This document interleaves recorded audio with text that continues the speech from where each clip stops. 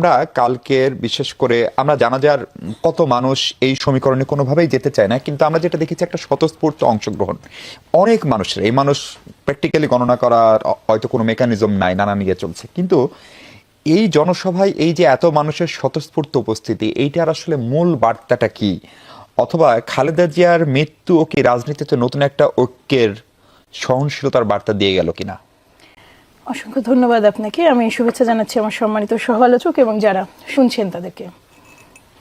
আসলে প্রশ্নটা যেটা করেছেন এটা তো আমার মনে হয় যে এইভাবে জবাব দেওয়াটা উচিত। সেটা হলো যে যেই এক মানে 1971 আমরা অনেকেই বেগম খালেদা জিয়ার কথা যখন বলতে শুরু করেন, তারা আসলে 80-এর দশকে তার স্বামীর মৃত্যুর পরে, শহীদ প্রেসিডেন্ট জিয়াউর রহমানের মৃত্যুর পর থেকে তার জার্নিটা দেখেন। Basically Khaleda Zia has started her journey from 1971।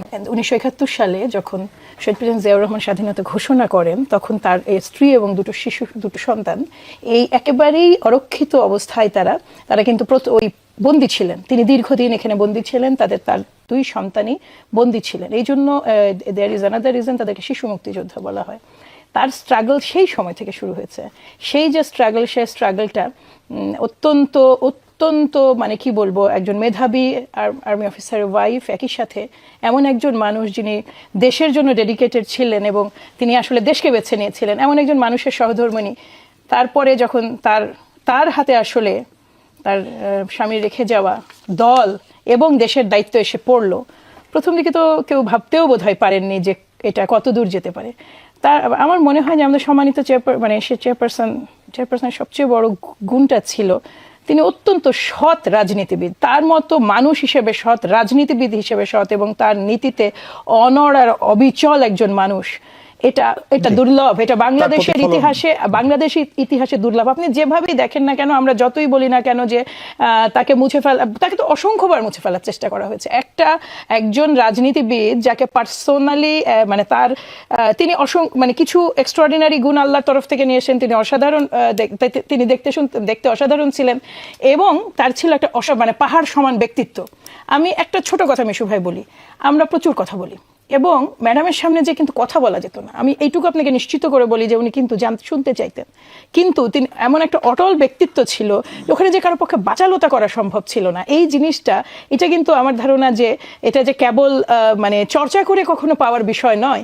এই জায়গাটায় তিনি যেই স্যাক্রিফাইসটা করেছেন বা তিনি যে অবিচলটা থেকেছেন এই বাংলাদেশের প্রশ্নে, স্বাধীনতার প্রশ্নে, সার্বভৌমত্বের প্রশ্নে, ছোট ছোট কয়েকটা ইনসিডেন্ট না বললেই না, যেটাতে খালেদা জিয়া হয়েছেন 86 আপনি মনে করেন, তার গৃহবন্দী থাকার পরে 86, 2000। এবং আরেকটা জিনিস আপনাকে বলি, তখন বাংলাদেশ জামাতে ইসলামের মানে এটা হচ্ছে আন্দোলন চলছিল, বাংলাদেশ জামাতে ইসলামের হরতাল ছিল। ওই সময় প্রণব মুখার্জি ছিলেন, তিনি কিন্তু দেখা করেননি।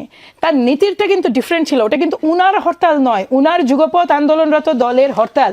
কিন্তু সেই হরতালে যেই অবশ্যই যুগপৎ আন্দোলনরত দল ছিলাম আমরা, কাজে ওইটা তো আমাদেরও হরতাল। যেটা আমরা হরতাল ডাকলে আমাদের সহযোগী দলগুলো যেমন সেটা পারফর্ম করতো, তেমনি আমরাও করতাম। সেই সময় আমার খুব 2015 তো আমি একদম ফুল ফাংশনাল পলিটিক্স করছি, তখন আমি নিজে দেখেছি, শুনেছি যে কিভাবে মানুষজন এটা বিরোধিতা করেছে এবং তাকে বারবার বোঝানোর চেষ্টা করা হয়েছে। কিন্তু ওই যে আপনার অটল এবং অবিচল উনি এই বাংলাদেশে বসে থেকে এই বাংলাদেশের গেস্ট হিসেবে যিনি এসেছিলেন, শুধুমাত্র যেহেতু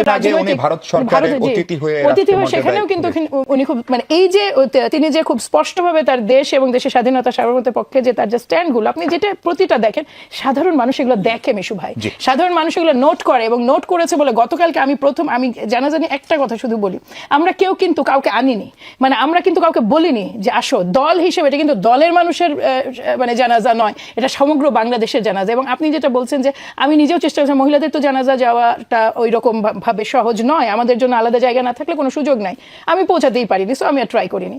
ওখানে আমি মানুষের ঢল দেখে আমি একেবারে বাকরুদ্ধ। আমরা সবাই জানি এটা হবে, কিন্তু দুটো জিনিস আপনাকে মানে উনাকে, জি আমি 30 সেকেন্ড বলছি, উনাকে যখন বাসা থেকে বের করে দিল, ওনার সাথে আমার একটা দেখা করার সুযোগ হয়েছিল। উনার যে চেহারাটা সেদিন আমি দেখেছিলাম, তো আমরা যখন এটা কষ্ট নিয়ে খুব বলতাম, জি মনিরের বাসা উচ্ছেদ হয়েছে, আমরা খুব কষ্ট নিয়ে যখন আমরা এটা বলতাম, তখন পরবর্তীতে উনি এটা কাটিয়ে উঠেছিলেন। উনি একটা জিনিস সবসময় বলতেন যে দেশের মানুষ জানে, দেশের মানুষ দেখছে, দেশের মানুষ যে জানে, দেশের মানুষ যে দেখছে, তার উপর নির্যাতন, এইটারই গতকালকে এই যে প্রমাণ। হ্যাঁ, এইটা বিষয় মানুষের উপরে ভরসা রেখেছিলেন। এবং দেখুন আপনি যেটা বললেন, আরেকটা কথা 30 সেকেন্ডে শেষ করে, যেটা বললেন আপনি ঐক্য, খালেদা জিয়া সবসময় ঐক্যেরই প্রতীক। খালেদা জিয়া অলওয়েজ ঐক্যের প্রতীক, এবং যেটা হয়েছে সেটা হচ্ছে এখন হয়তোবা এই যে হারিয়ে যাওয়াটা এটা গোটা জাতির জন্য ক্ষতি। এইটা একটা প্ল্যাটফর্ম বা একটা ওপেন করে দিয়েছে রাস্তা, যেখানে সুযোগ আছে হয়তোবা